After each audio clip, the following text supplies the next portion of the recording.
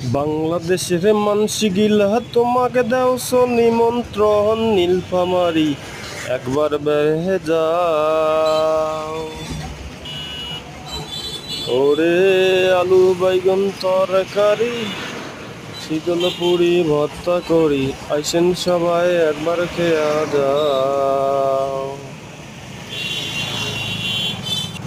বাংলাদেশের মাইসে গিলা তোমাকে দেওছো বাংলাদেশের মানসে গিলা তোমাকে দেওছো নিমন্ত্রণ নীলফামারী সাইফোন একবার যাও।